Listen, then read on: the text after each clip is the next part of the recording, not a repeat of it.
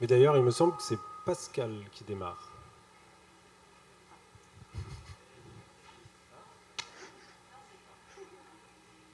Ok. C'est Pascal qui démarre? C'est moi? Ok. Ça marche aussi. Il n'y a pas de problème. Top départ de l'offre.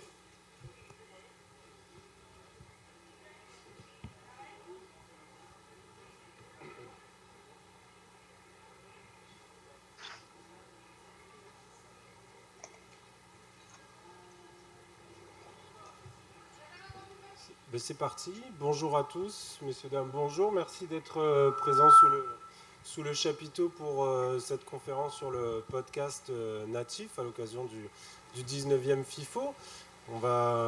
Je vais faire une présentation ensuite avec Pascal Le Chevalier. On va se livrer à un échange et puis on pourra enchaîner sur des questions-réponses. Donc, je m'appelle Benjamin Brilouet. Je suis fondateur du podcast, du label Tahiti Podcast. Et c'est à ce titre que j'ai été convié afin d'évoquer les perspectives de l'évolution du podcast ici en Polynésie française par rapport à l'expérience que je conduis actuellement. Donc, je vous fais un petit rappel sur le principe du podcast. Qu'est-ce que c'est? Le podcast, c'est un moyen de diffusion d'un fichier audio sur Internet, notamment grâce à la technologie du flux RSS. Donc, qu'est-ce que c'est le flux RSS? Contrairement à ce qu'on a l'habitude d'utiliser sur Internet, où on va sur un site et puis notre navigateur Internet va télécharger l'intégralité du site, le flux RSS, lui, va juste implémenter, rajouter, faire juste la mise à jour du site Internet. Par exemple, je prends un site d'information. Lorsque vous allez sur le site, vous allez avoir des onglets, des pubs, etc. Mais ce qui importe, c'est le contenu du site, ce sont les articles d'information. Et le flux RSS va juste rajouter les articles les uns après les autres. Donc, on a l'option de consulter ces informations via un navigateur Internet qui va donc recharger toute la page, ou autrement utiliser un agrégateur de flux RSS qui, lui, va juste télécharger les derniers épisodes lorsqu'ils sont mis en ligne. Et c'est cette technologie qui a été utilisée par justement le principe du podcast, où là, au lieu que ce soit des contenus écrits, d'articles, on a décidé de l'utiliser pour des contenus audio. Le terme podcast a été une association de deux termes, le terme iPod et broadcast qui signifie diffuser. Donc initialement, les podcasts, c'était une diffusion de fichiers audio sur les iPods et via le système Apple Podcast. Et puis ça s'est développé avec d'autres plateformes d'écoute, Overcast, Podcast, Breaker, Spotify, Deezer qui n'apparaît pas mais que vous connaissez, et bien d'autres encore, de façon à ce que également les utilisateurs puissent utiliser une autre configuration que proposée par Apple Podcast. Et puis aussi, lorsqu'on est sous Android, on n'a pas accès à Apple Podcast, du coup, on a accès aux autres. Alors, des podcasts, on en distingue deux types. On va avoir les podcasts dits de rattrapage, par exemple une émission radio qu'on n'a pas pu entendre et qu'on souhaiterait réécouter.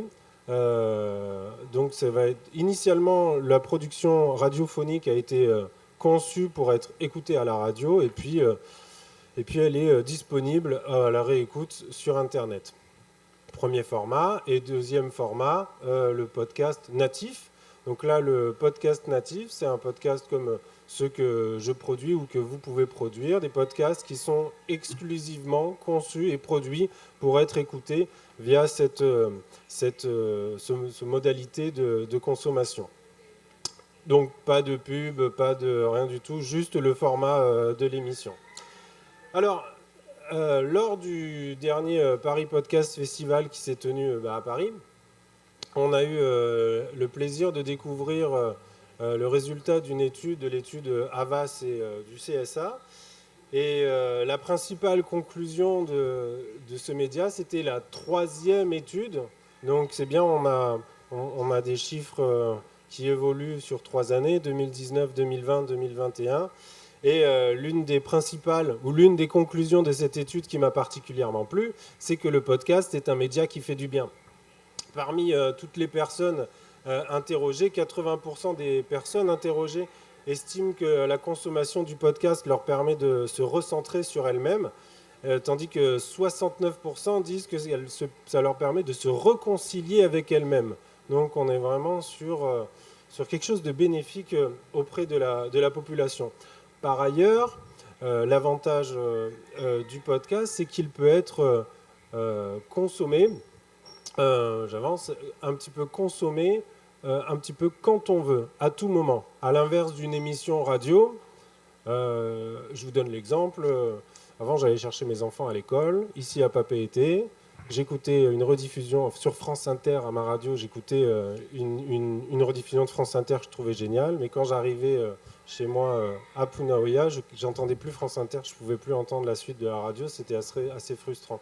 Grâce au format podcast, finalement, l'émission, je peux l'écouter quand je veux, à n'importe quel moment, pendant que je suis en train de conduire, pendant que je suis en train de faire la vaisselle ou pendant que je suis en train de faire pendant que je fais mon sport. Je peux lier l'utile à l'agréable en faisant du bien à la fois à mon corps et à mon esprit.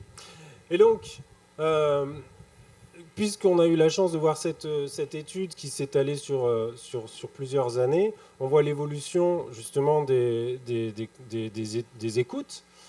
Et les chiffres, c'est en 2019, on avait 22% de la population qui écoute des podcasts. En 2020, cette proportion est passée à 29% et en 2021, on est monté à 33%. Alors, qu'est-ce que c'est que ces chiffres? Ça signifierait en 2021, dans la question qui était posée aux gens, c'est avez-vous déjà écouté un podcast dans votre vie? 33% ont répondu oui. Donc, on va dire que 33% de la population a déjà au moins écouté un podcast dans sa vie. On est en train de parler de quelques 22 millions de personnes qui potentiellement écouteraient au moins ou une fois un podcast dans leur vie. Et on voit qu'au fil du temps, au fil des années, cette question, et on y répond de plus en plus positivement. Et donc, on voit que cette pratique est en expansion en métropole, qui est déjà en retard par rapport aux États-Unis, où là, les chiffres sont encore plus éloquents. Et donc, nous, au travers de notre expérience, déjà, on s'est dit, bah, tiens, on va commencer à faire un podcast, et je vais vous en parler plus en détail. Et on constate que le podcast également en Polynésie française suit cette tendance, pas dans ses proportions, mais a quand même une tendance positive. Puisque je parle des productions locales et régionales, je vous parlais de ce que mon label fait. On a... j'ai sauté les trucs ou pas? Je les connais par cœur, mais je ne veux pas dire de bêtises. Alors le label Tahiti Podcast, c'est le label que j'ai fondé en 2019. Enfin, je l'ai fondé en 2020, mais on avait pris de l'avance, on avait commencé à créer des émissions. La première émission, c'est Tahitian Talk. Alors, c'est un moai, c'est vrai, mais parce qu'on le trouve chouette. Donc, c'est pour ça qu'on l'a utilisé. On aurait pu utiliser un tiki, mais on aime bien notre petit moai. Donc, c'est un podcast de conversation qui a été lancé en 2019 sur les personnalités issues du milieu culturel et des Polynésiens au parcours ou à la démarche inspirante. À ce jour, nous avons produit et diffusé 28 épisodes et on avoisine les 10 000 écoutes. Ensuite, nous avons créé en 2020 Prautama, qui est un podcast de contes et légendes polynésiennes, donc là qui s'adresse plus à un public aux enfants, qui compte aujourd'hui 22 épisodes, qui est réparti en 2 saisons. En plus, c'est ajouté un hors-série en langue polynésienne. Et ce podcast, à ce jour, avoisine les 20 000 écoutes. Toute proportion gardée, les podcasts qui fonctionnent super bien en métropole, on est sur du 30 000 écoutes par mois. Nous, on est à 20 000 écoutes depuis sa création. Donc, c'est vraiment une moindre mesure, mais toutefois, à l'échelle de la Polynésie française, ce sont des chiffres que, croyez-moi, qui sont honorables. Ensuite, Tahiti on Air, un autre podcast. Alors, celui-là, c'est vraiment un exercice qu'on a tenté. On l'a lancé en juin 2021. Et là, on fait la promotion touristique des îles de la Polynésie française en anglais. On a sorti 6 épisodes et on avoisine les 1000 écoutes. C'est beaucoup plus léger, mais c'est moins évident lorsqu'on est enregistré dans Apple Podcasts comme étant des francophones pour être promu. dans l'anglosphère, j'ai envie de dire, du podcast. Mais on y arrive un peu quand même, et on a l'intention de continuer. Enfin, le dernier né de nos productions originales, Waite Anayoe, qui signifie en tahitien le sais-tu, qui a été sorti en août 2021. Et là, c'est des capsules de culture générale sur la région et le pays. On a aujourd'hui fait 56 épisodes. C'est des petites capsules de 2 minutes. On avoisine les 4000 écoutes. Ce podcast est cher à mon cœur parce qu'il est complètement écrit, rédigé, enregistré par le fils aîné de ma compagne, Anapa, qui aujourd'hui, il est en terminale, mais quand il est en vacances, pendant ses vacances, il rédige ses épisodes et il les enregistre à distance. Donc c'est un sacré travail que je salue. Par ailleurs, ces productions originales nous ont amené une certaine notoriété qui a conduit à des associations comme l'Association des éditeurs de Tahiti et des îles, ainsi que le Service de la culture des patrimoines, ou autrement l'Association Littéra Maori, à nous contacter, nous consulter pour qu'on puisse collaborer avec eux afin de les accompagner dans le lancement de leur podcast. Et donc, 3 podcasts délégués, enfin des productions déléguées, Encre bleue, l'Océanie entre les lignes, le podcast littéraire qui mêle des extraits d'œuvres et des entretiens, que je vous recommande. Carnet d'artistes, c'est le podcast coulisses du programme du territoire qui vise à envoyer des artistes polynésiens à la Cité internationale des arts. Donc on suit à la fois l'organisation de cette résidence ainsi que le ressenti des artistes eux-mêmes. Et enfin, Prautumu, qui permet aux auditeurs de retrouver les extraits qui sont les extraits de littérature qui sont déclamés lors des soirées éponymes. Alors que ce soit pour nos productions originales ou déléguées, vous noterez une orientation très culturelle des thématiques que nous traitons sur des formats aussi riches que variés. Mais Tahiti Podcast n'est pas le seul à s'être lancé dans la production de podcast, puisque Pacific Venturi, dont le représentant est ici présent, dont l'activité principale est de proposer des accompagnements et des formations auprès des entreprises et des institutions autour des thèmes du leadership et de la compréhension du monde d'aujourd'hui et de demain, a vu dans le podcast un excellent média permettant de prolonger l'essence de leur action. Et en effet, en 2020, Pacific Venturi a lancé 3 podcasts, 2 en français et 1 en anglais. Ce sont des podcasts de conversation avec des personnalités locales et régionales sur des thèmes d'actualité principalement. Et ces 3 podcasts totalisent aujourd'hui 46 épisodes. Et le développement de la branche média de Pacific Venturi a également permis la création de 2 emplois. Et je pense que ça a le mérite d'être salué pour évoquer l'expansion, tout ce que permet le podcast en Polynésie française. Ce savoir-faire de Pacific Venturi a aussi permis de faire de la production déléguée pour, par exemple, le Pacific Leader Today, de clients qui sont extérieurs à Tahiti. Donc ça aussi, c'est absolument remarquable. J'ai cherché à regarder ce qu'on pouvait trouver également dans la région. J'ai trouvé 3 podcasts en Nouvelle-Calédonie, donc chez nos voisins. Le premier, c'est Focus Imo Pacifique. Donc, c'est un podcast de 2018. Il est antérieur à nous, où là, le podcasteur parle de l'investissement en Océanie et en Nouvelle-Calédonie dans l'immobilier. Et puis ensuite, Océanienne Inspirante, qui a été lancée en juillet 2021, qui comptabilise déjà 12 épisodes, et Littérature de Nouvelle-Calédonie, lancée en décembre 2021 et qui compte 11 épisodes.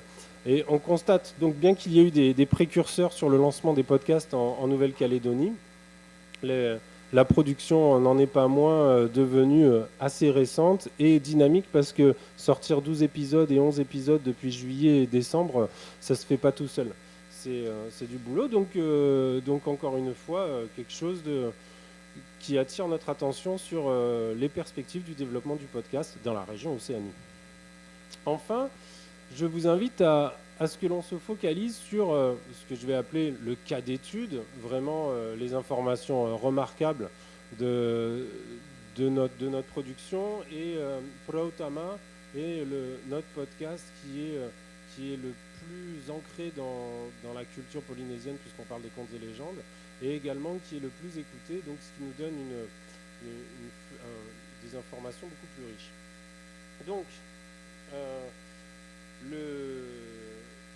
on l'a lancé donc en avril 2020, 22 épisodes, 2 saisons, un hors-série en langue tahitienne. Et je vous propose d'écouter justement la bande-annonce du podcast en français.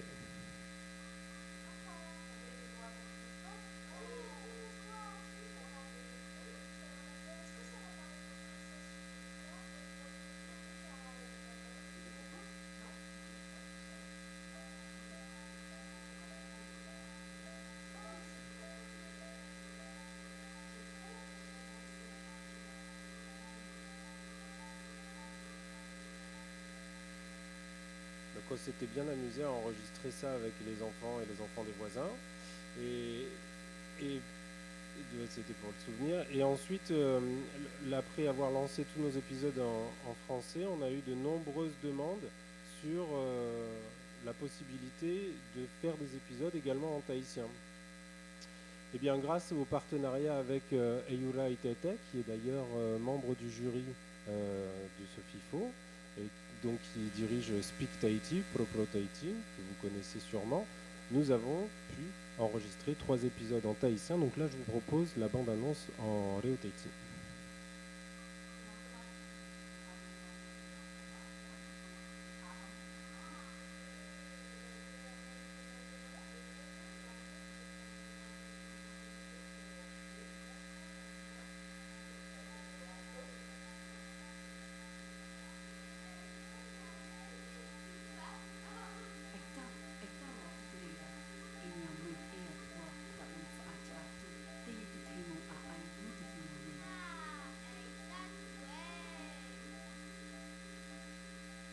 Voilà, on a repris la même bande son, mais par contre, on a changé les enfants aussi. Pas tous les enfants parlent aussi bien le tahitien. Je vous invite à nous focaliser sur les écoutes. Donc on a une échelle sur la gauche qui va de 0 à 2000, échelonné 200. Et ensuite, l'histogramme, les barres, c'est mensuel. Donc on commence en avril 2020 et on va jusqu'en décembre 2021, janvier 2021. Comment cet histogramme évolue? Alors, on avait eu la chance, dès le démarrage de Proutama, de bénéficier, dans un premier temps, d'une couverture médiatique de la part de Tahiti Info, mais également de TNTV Web, la rédaction web. Ce qui nous a donc permis une couverture médiatique et ce qui explique qu'on a eu, lors du lancement, de nombreuses écoutes. Mais alors, ensuite, les auditeurs, s'ils ne s'abonnent pas au podcast ou s'ils ne font pas eux-mêmes la démarche de suivre, en dehors de l'article de presse, on va perdre une partie des auditeurs. Mais bon, du coup, ceux qui accrochent et qui sont à l'aise avec la technologie d'utiliser Apple Podcast ou Spotify ou Deezer vont nous suivre. Et c'est pour ça, donc, en avril, on avait sorti 3 épisodes, puis en mai 4 épisodes, et puis en juin 3 épisodes. On était dans la période du confinement. Donc nous, on était à la maison. Je ne vais pas dire qu'on avait que ça à faire, mais par contre, on avait envie de faire ça et on pouvait le faire. On avait la disponibilité pour le faire. Et nous pensons que les parents qui étaient confinés chez eux avec leurs enfants ont peut-être sauté sur cette occasion, profité de cette opportunité pour éloigner les enfants des écrans et leur faire écouter juste de l'audio, et pour que ce soit quand même intéressant. Et ensuite, en juin, on a arrêté de produire nos épisodes parce qu'on en avait déjà fait 10 et que les épisodes, les écrits étaient issus du livre Contes et légendes de Tewira Henry, Histoire ancienne. Et du coup, c'est pas comme un livre où il y en a 200 et puis il n'y a plus qu'à les transformer, enfin, il y a plus qu'à les enregistrer. Il y a un vrai travail d'écriture à réaliser. Et du coup, c'est pour ça qu'on a fini notre première saison sur 10 épisodes. Et donc, on va constater que la partie août-octobre, on va dire qu'on avait peut-être une audience d'environ 400 personnes, 400 écoutes par mois. C'était notre premier palier, notre premier plancher. Alors une petite explosion en octobre et novembre parce que là on avait sorti un épisode un petit peu tout seul, un épisode satellite, c'était Ina, la légende du cocotier. Donc cette légende est bien connue et elle a attiré notre audience. Mais ça nous a permis de faire remonter notre palier. Si vous voyez en janvier, février, on s'approche des 600, on est juste légèrement en dessous. Et entre février et juin, on a repris notre diffusion. Mais alors, si vous voulez, lors du premier confinement, on était sur un épisode tous les 15 jours, un épisode par semaine. C'était assez dense. Et puis, on s'est rendu compte que la diffusion et l'écriture, c'était deux rythmes différents. Du coup, on a pris un autre rythme. Et entre février et juin, on était plutôt sur 1 à 2 épisodes par mois. Donc là, on espacé nos publications de 3 semaines de façon à faire durer le plaisir. Parce que on apprend également de comment fonctionne le podcast et on nous explique, c'est très important d'avoir une régularité dans la publication, de ne pas en sortir 10 et puis plus rien. Vaut mieux être régulier. Ce qu'on s'est appliqué à faire, le temps d'une saison. Et enfin, les hors-séries en tahitien, 3 épisodes qui sont sortis entre août et septembre. C'est pour ça qu'on a une remontée entre août et septembre, mais d'une manière générale, notre talon d'écoute mensuel, c'est-à-dire ce que j'appelle le talent d'écoute mensuel, c'est le nombre d'écoutes que l'on a dans les mois où on ne publie pas d'épisode.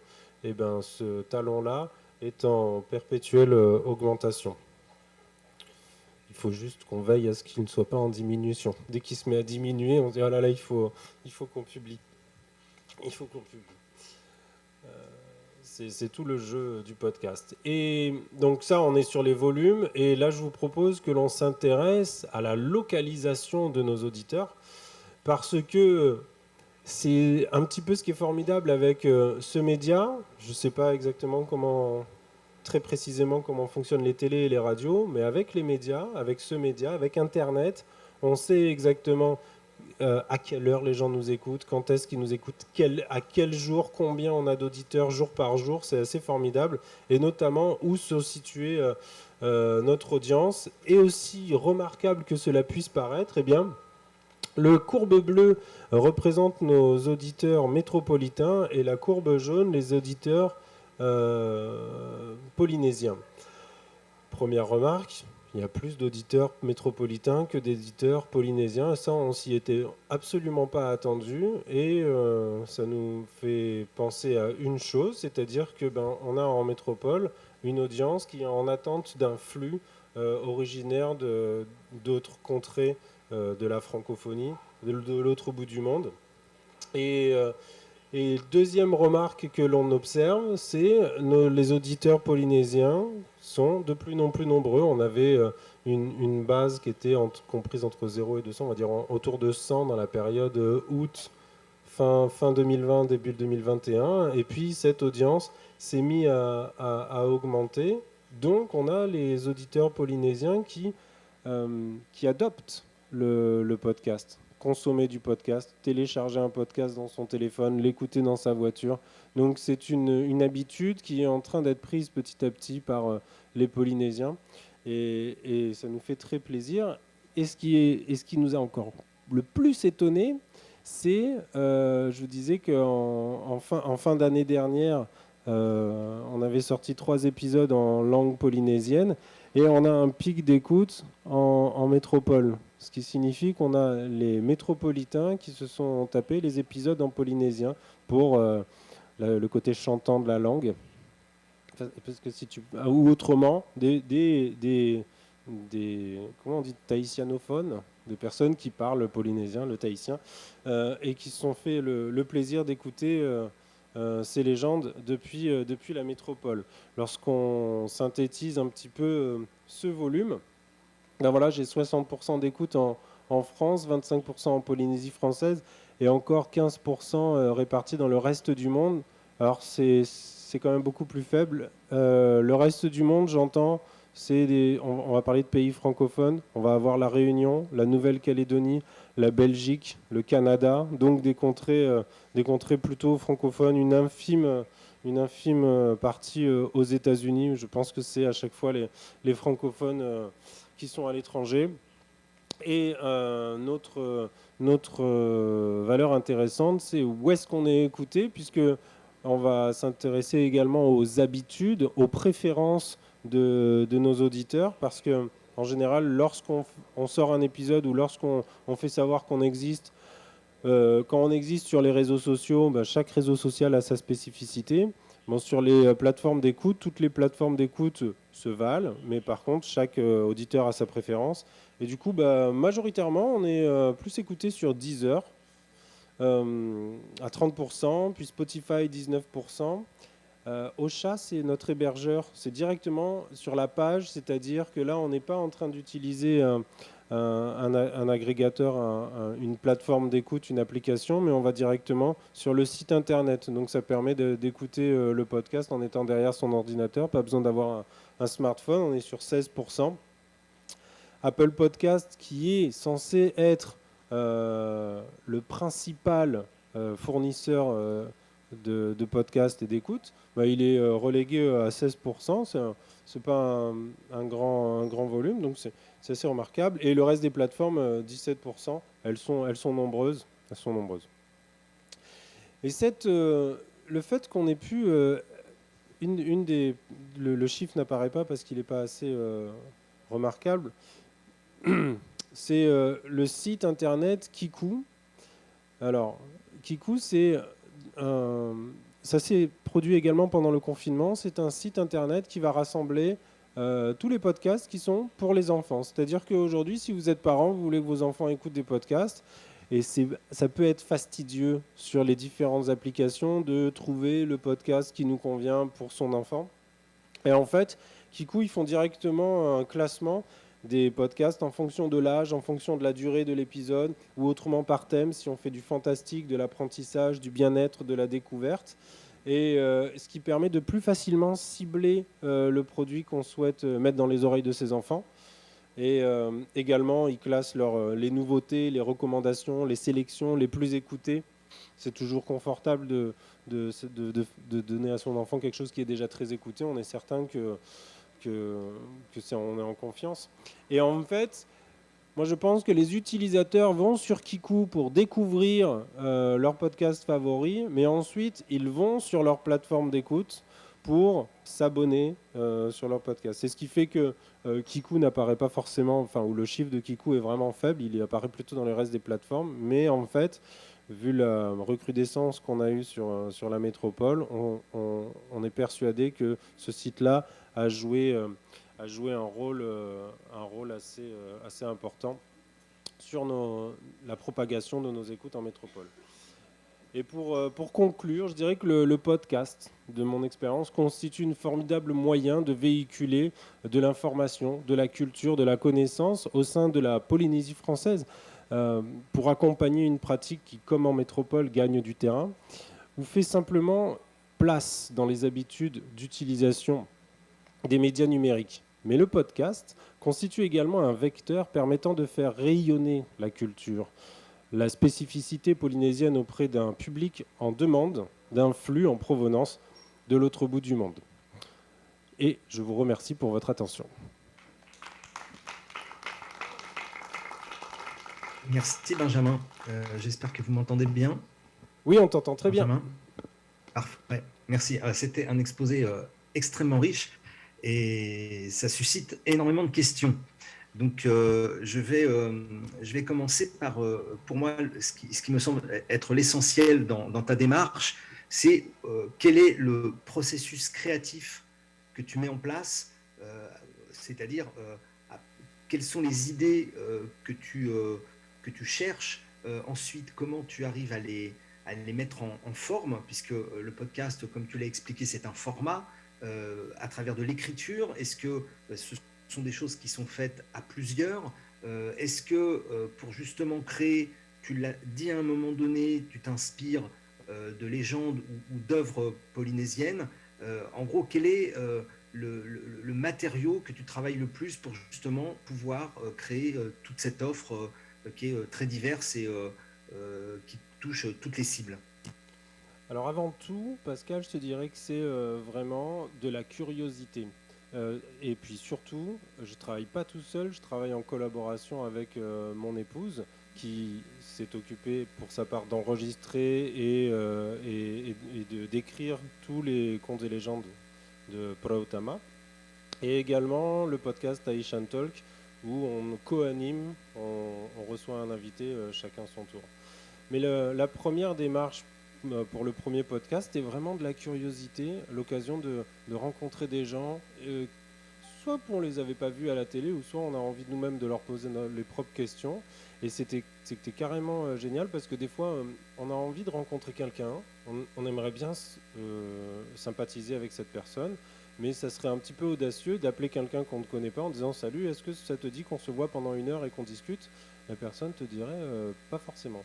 Mais par contre, là, avec le podcast Aishan Talk, je peux appeler quelqu'un qui m'intéresse en lui disant « Salut, ça va, tu peux venir, on discute pendant 1 heure, ça sera enregistré, c'est pour un podcast. » Et là, la personne dit oui. Donc en fait, le fait de faire un podcast, ça me donne l'occasion d'imposer ou de soumettre ma curiosité aux personnes qui m'intriguent. Pour ce qui est de Prautama, la démarche créative, c'était encore une fois le confinement. Nous, on a un petit garçon qui à l'époque avait 7 ans et il souffre un peu de dyslexie. Maintenant, ça va beaucoup mieux. Mais à l'époque, on ne pouvait pas trop le laisser devant un livre. Donc il fallait qu'on lui lise le livre. Mais on ne peut pas lui lire le livre 3-4 heures par jour. Parce que lui, il aimerait bien qu'on lui lise le livre 3-4 heures par jour. Et par contre, ça nous crève le cœur de le laisser devant YouTube. Même si YouTube, il y a des produits sympas, mais c'est beaucoup d'écran. Les enfants sont passifs. Ils ont le son et l'image, ils sont complètement passifs. Alors, on lui a fait écouter des podcasts. Et là, on se rend compte que ce petit garçon qui est souvent agité, lorsqu'il écoute un podcast, eh bien, il est assis, il est calme, et en fait, il est surtout occupé à imaginer ce qu'on est en train de lui raconter. Et donc, ça travaille son imagination, ça la favorise, et on s'est dit, c'est super chouette, le format podcast, comme il l'est dit dans l'étude Avast, le format podcast fait du bien à cet enfant. Et puisque c'est un petit Polynésien, c'est vachement bien qu'il entende des histoires de la métropole ou de ailleurs, mais tant qu'à faire, ça serait bien qu'il entende les histoires de son pays, de là d'où il vient. Et comme ça n'existait pas, eh bien, on l'a créé. En fait, ce qui est super dans le format, c'est que on peut avoir l'initiative de créer ce qui nous paraît manquer dans le schéma, dans l'offre du podcast. Et c'était pareil pour. Ça... C'était pareil pour Tahiti On Air. On sortait de confinement, on était en train de s'alarmer sur la baisse du tourisme en Polynésie française. On s'est dit, bah tiens, on va faire un podcast qui qui fait la promotion de la Polynésie française auprès des anglophones qui sont nos principaux touristes. Et pareil sur Waitanai'ohe, il y a plein de petites choses à savoir sur la Polynésie française, sur les arbres, ce qui arrive au coraux, la ceinture de feu du Pacifique, le Miconia, la plante endémique, le Tiarea petei. Donc plein de petits sujets comme ça qui sont super intéressants. Et du coup, on s'est dit c'est un formidable exercice aussi à faire. Donc à chaque fois, c'est un manque en fait qu'on essaye humblement de combler. D'accord. Alors justement, beaucoup de gens aujourd'hui, en voyant le succès du podcast, se disent « Ah, c'est génial, on trouve effectivement plein de choses. » Alors il y a des archives, tu l'as dit, il y a du replay, il y a de la création, comme ce que vous faites en Polynésie française. Mais très souvent, on a l'impression, je dis bien l'impression, de se heurter à un mur technique, parce que finalement, qu'est-ce qui se cache derrière le son qu'on entend en termes de matériel, en termes de connaissances informatiques. Et j'aimerais bien justement que tu nous expliques comment tu as organisé d'un point de vue technique. Quand tu dis je vais aller faire l'interview de quelqu'un, est-ce que c'est un matériel professionnel? Est-ce que c'est juste avec un téléphone portable? Et ensuite, comment tu travailles les fichiers pour les mettre à disposition sur les différentes plateformes? Oui, alors très bonne question, merci beaucoup. Le premier interview qu'on a fait, j'avais emprunté 2 dictaphones et les deux personnes qui étaient interviewées étaient chacun sur un dictaphone. Et lorsque j'ai fait le montage, les fichiers se désynchronisent, c'est-à-dire c'est comme si l'horloge n'allait pas à la même vitesse sur un dictaphone et l'autre. Pourtant c'était des dictaphones numériques, mais ça a créé un décalage, premièrement. Deuxièmement, aussi au bout des dictaphones, il y avait des genres de micro-cravates et le son était pas terrible. Du coup, comme on avait vraiment très envie de faire des podcasts, on a décidé de s'équiper. Alors, on s'est équipé pour pas grand-chose, pour pas cher, pour 400 euros, quelque chose comme ça. 400 euros, c'est pas insurmontable.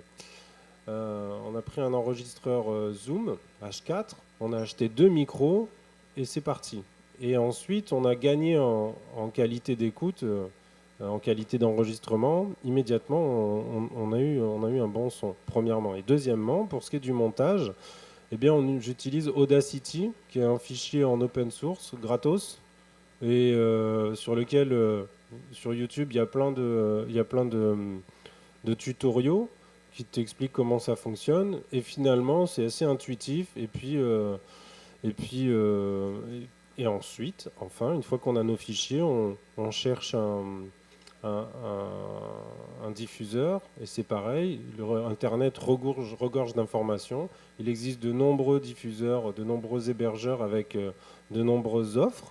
Et là, je me souviens à l'époque, ça nous coûtait pour notre premier podcast, Tation Talk, ça nous coûtait à environ 10 euros, 1000 francs par mois, quelque chose comme ça. Nous, on n'est pas trop télé. Par exemple, on n'a pas la télé à la maison, on n'a pas Netflix, on regarde pas la télé. Pourtant, j'ai des amis qui me disent, mais Netflix, c'est formidable, tu payes 1000 balles et puis 1000 balles par mois et t'as Netflix. Et moi, à cette personne, je répondais, mais moi, je paye 1000 balles par mois et je fais des podcasts. Et le temps que je consacre à faire des podcasts, je le trouve pour moi plus enrichissant, le temps que je pourrais consacrer à regarder Netflix, mais peut-être que je me trompe, je regarde pas Netflix, je sais pas. D'accord. Alors, justement, tout à l'heure, tu as abordé, une fois qu'on a franchi l'étape de la création, l'étape de la mise en forme technique. Moi, il y a quelque chose qui me tient à cœur, justement, quand on commence à avoir un média qu'on construit, c'est que ce média, comme tu l'as montré dans les courbes, il faut fidéliser l'auditeur, c'est-à-dire être capable de lui donner une suite, parce que sinon, il ne va pas réécouter 50 fois les mêmes choses. Et donc, aujourd'hui, avec toutes les initiatives que tu as lancées, est-ce que tu es rentré dans une véritable logique de programmation ou est-ce qu'encore une fois, c'est l'occasion d'une rencontre, d'un sujet, d'une curiosité qui génère la programmation ou est-ce que tu as un plan établi pour faire progresser l'audience et t'inscrire dans une logique de rendez-vous avec tes auditeurs, puisque maintenant, en tant qu'éditeur de podcast, tu as des auditeurs et il faut les satisfaire. Oui, clairement, j'essaye de vraiment respecter cette règle. Sur le podcast Waite and Ayoe, depuis le lancement du podcast, on a respecté cette règle avec 2 épisodes par semaine, un qui sort le mardi, un qui sort le vendredi. Donc on n'a pas raté, on a raté aucun des épisodes. Et Taishan Talk également, un épisode tous les mois, parce que voilà, quand on commence à avoir de nombreux podcasts, on peut avoir tendance à s'éparpiller, mais clairement, oui, sur Wait and Oyoe et Taishan Talk, on respecte les rythmes que l'on s'est donnés. Et Prautama, par contre, c'est, ça reste un travail en dilettante. Enfin, en dilettante, c'est-à-dire c'est entre guillemets du bénévolat ou c'est de la passion. Et du coup, on se donne le temps d'écrire correctement les épisodes, de correctement les monter, de mettre du son avec pour les rythmer. Et une fois que notre série de 4-5, entre 6 et 10 épisodes, notre saison est prête, à ce moment-là, on va planifier la diffusion, communiquer autour de la diffusion. Donc on y arrive un peu, mais c'est pas évident. D'accord. Juste avant de poser les deux dernières questions et peut-être de donner la parole à l'assistance, pour monter un épisode, enfin, quel que soit le sujet que tu traites, ça prend combien de temps? Parce que là, quand on t'écoute avec passion, on se dit, mais Benjamin, il bosse 24/24 pour faire ses podcasts. Oui, non, ça prend un temps fou. Ça prend un temps D'accord. fou. Mais peut-être que je fais des trucs inutiles en montage, ou peut-être que je m'y prends mal. mais j'y passe un temps fou parce que ce soit dans les conversations ou dans les contes et légendes ou quoi que ce soit, j'essaye toujours de sublimer un petit peu la parole de l'intervieweur et l'interviewé, enlever les petits tics de langage, etc. Et aussi pour que l'auditeur prenne du plaisir à écouter et que ce soit qualitatif. Voilà, et du coup, D'accord. bah, tout ça se met du temps. Ouais. Bien sûr, bien sûr. Alors, mes deux dernières questions, qui sont extrêmement simples et qui tournent autour du modèle économique. Et comme tu as parlé de Netflix, en fait, c'est deux questions en une. Premièrement, quel est le modèle économique aujourd'hui de l'ensemble de tes podcasts? Et la deuxième question, puisqu'on voit aujourd'hui l'ensemble de la population mondiale s'abonner à tout un tas d'offres numériques, que ce soit de l'image ou du son, est-ce que tu penses qu'il y a un modèle payant pour le podcast, en particulier les podcasts très créatifs et qui permettront à leurs créateurs peut-être d'en vivre? Alors, ce que je constate, Apple Podcast vient de lancer la possibilité de produire des chaînes exclusivement payantes. Donc, des grands studios de production de podcasts euh, qui ont une grande notoriété peuvent se le permettre. Après, la chaîne, ce serait un abonnement à 5 euros, pas quelque chose d'élevé. Mais si on a 3 millions d'écoutes, ben, ou 3 millions d'auditeurs, du coup, ça a un impact. En ce qui nous concerne ici en Polynésie, euh, le modèle économique, en Polynésie et en France également, le modèle économique que l'on propose en général, c'est de se faire sponsoriser son podcast, c'est-à-dire d'avoir en pré-roll une petite publicité qui est d'ailleurs portée par le podcasteur lui-même afin de se démarquer de la radio. Ça peut être donc en début d'épisode, en milieu d'épisode ou en fin d'épisode. Mais encore une fois, c'est un modèle dont la tarification métropolitaine est, est cohérente avec les volumes d'écoute métropolitains, mais ici, ça n'a aucun intérêt parce qu'on parlerait vraiment de centimes, quoi.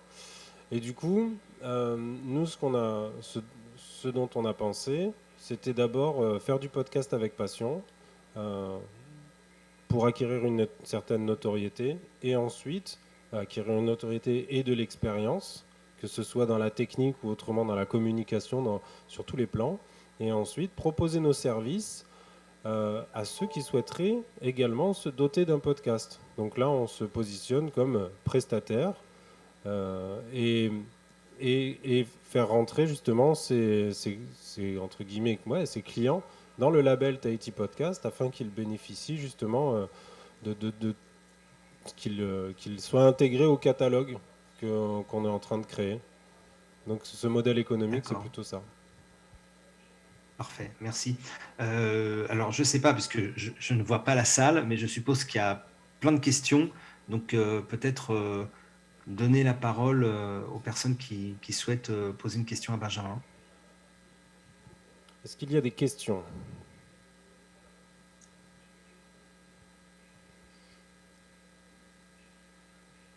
Pas de questions? Pascal, il n'y a pas de questions. Si tu as d'autres questions, Oui, oui, alors bien sûr, j'ai d'autres questions. Il y a un sujet qu'on n'a pas du tout abordé. Quand on travaille dans l'audiovisuel, il y a une question qui irrite toujours un peu les différents intervenants, c'est la question des droits. C'est-à-dire, tu le sais pertinemment, tu utilises une musique à qui appartiennent les droits, faut-il payer? Aujourd'hui, est-ce que tu peux nous expliquer, dans le cadre de tes créations, déjà si toi, tu es amené à acheter des droits pour pouvoir utiliser des musiques et nous expliquer aussi la manière dont tu protèges tes propres droits dans un marché qui est naissant et dans lequel on ne sait pas forcément effectivement comment s'organiser pour se protéger et pas se retrouver à être piraté sur le nom des programmes, sur les idées sur la tonalité éditoriale. eh ben, pour répondre à ta question, j'utiliserai la fin de ta question qui est on ne sait pas comment s'organiser pour se protéger parce que le cadre juridique des droits au sein du podcast, dans ce modèle de diffusion, n'est pas encore défini au sein de la SACEM ou des autres sociétés de protection des droits. Mais pour ce qui me concerne, moi, je fais d'abord la musique que j'utilise, elle est mise à disposition par mon hébergeur et c'est une musique qui est libre de droit pour les 30 prochaines années. Donc je D'accord. l'utilise à foison et je ne m'en prive pas. Et puis en plus, il existe de nombreux de fournisseurs de musique libre de droit qu'on peut utiliser dans nos productions si tant est que on cite l'auteur et le producteur de cette musique. Donc ça également, on s'en prive pas. Comme ça, c'est un petit peu un bon échange de bons procédés. Ça fait penser à l'entraide entre créateurs. Et pour ce qui est de moi, mes créations, bah, moi, j'ai créé ces podcasts originaux pour qu'ils soient écoutés. Donc, si je suis piraté pour moi, si je suis piraté, j'aurais tendance à croire que je serais plus écouté. Donc, et puis, je les ai mis sur Internet à l'écoute libre. Donc, allez-y, piratez-moi. Ça fait plaisir. D'accord, effectivement. Parfait. Pour conclure, est-ce que tu peux nous dire quels sont en tout cas si ce n'est pas secret et confidentiel, quels sont tes projets dans le domaine du podcast? Est-ce que tu as une liste de programmes qui sont déjà en préparation ou en gestation? Pas de secret, pas de secret. Dans mes productions originales, j'ai rien dans les cartons. Si, peut-être, mais non, mais ça, c'est un secret par contre, donc je vais pas en parler. C'est pas. En fait, non, non, on pense à faire des produits dérivés des podcasts, en D'accord, fait. Donc, sans détailler, d'accord. c'est juste le podcast, d'un coup, peut devenir une marque en Bien lui-même. sûr, mais c'est déjà une marque. Non, À mais partir du moment où... voilà, c'est déjà une marque. Le label est une marque, donc voilà.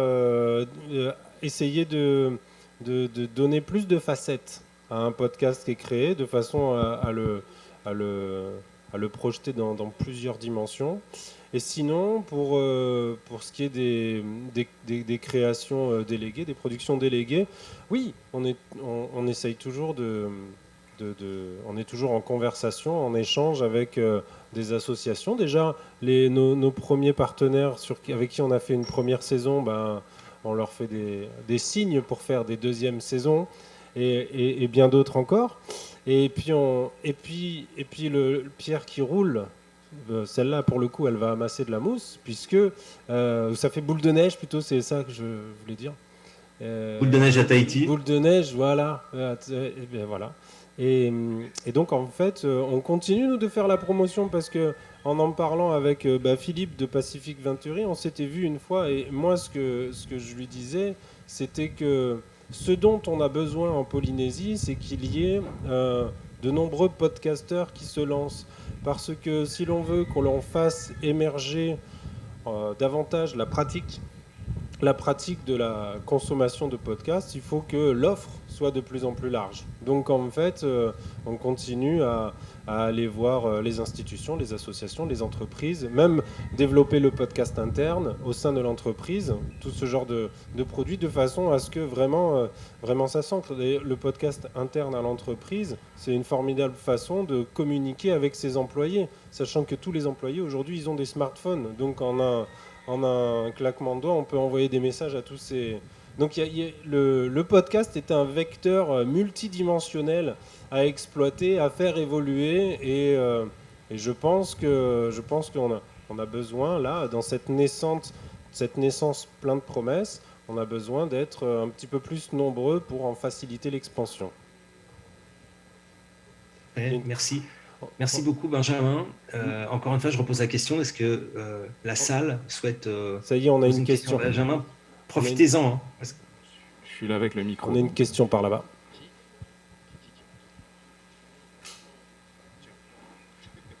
Yorana Dato Farere Mana. Je m'appelle Teiva. Je suis journaliste, ancien journaliste à la retraite. Fait 36 ans maintenant. Et donc, je me suis lancé dans l'audio. Audio. D'abord, bon, ça n'a pas été à traiter. L'audio, c'est pas vraiment, ça passe pas vraiment l'audio. Je suis passé en visuel avec Virginie. On a fait notre première on a fait un court métrage avec Virginie. Et là, j'ai eu le goût de la caméra. Ah. Ah, là, c'est passé. Ah, je suis venu un peu sur la caméra. Et donc, bon, on va dire, ça fait 6-7 ans maintenant. Ouais.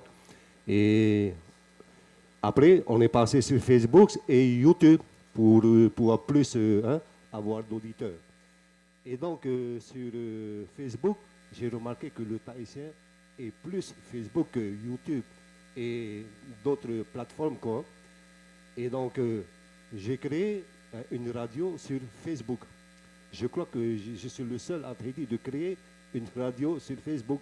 Et même Facebook se demande comment j'ai pu réussir à faire une radio sur Facebook. Et j'ai eu beaucoup d'auditeurs et tout. Et donc, le problème, c'est que c'est la musique, droit d'auteur. Voilà, ils m'ont cassé là-dessus. Et donc, bon, ça sème en Polynésie, en France, avec Virginie qui est à l'Assemblée en ce moment. Niet quoi. Je ne sais pas c'est quoi le problème, mais jusqu'à présent, bon, il n'y a plus rien, quoi. Mais je fais toujours la radio sur Facebook en ce moment. Et donc, je travaille avec... bon, à traiter, c'est politique, hein.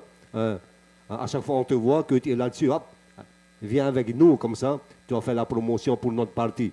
Voilà, ça se passe comme ça. Et tout le monde fait des streams, quoi, des directs en ce moment sur Facebook. Alors, le podcast, pour nous, c'est nouveau. Enfin, moi, j'ai jamais entendu parler de ça. Je t'ai entendu parler à la télé. J'ai dit, ah, je vais essayer de venir. Bon, j'ai eu du mal à rentrer à côté, là. J'ai dit, je veux écouter, je veux savoir c'est quoi le podcast. Ben, comme tu dis, il y a beaucoup de projets. Ouais. Moi, j'ai jamais entendu parler. Il y avait eu un des podcasts ici à Tahiti. J'ai jamais entendu parler. Waiteane Oe, Taishan Prau Tama. Moi, je suis étonné. J'ai dit, waouh, eh ben. Et moi, j'ai beaucoup de projets dans ce truc-là, quoi. Mais ma question, c'est, quand tu fais ta prod et après, tu passes sur quelle plateforme? Si il faut passer sur les plateformes d'habitude ou bien tu es obligé de prendre un site internet personnel pour toi et voilà. Merci. Ben, quand tu as fini ta prod, après en fait tu vas prendre un abonnement, tu dois avoir un abonnement chez un hébergeur. Cet hébergeur, c'est lui qui va créer le flux RSS dont je parlais au début. Et là, par contre, c'est très facile parce que bah, tu mets la photo de ton émission, tu mets le fichier audio de ton épisode avec une description à l'écrit en indiquant de quoi il s'agit. Et cet hébergeur va, lui, s'assurer... Tu te remets le schéma. On va dire l'hébergeur, c'est le symbole orange avec les traits blancs qui est au milieu.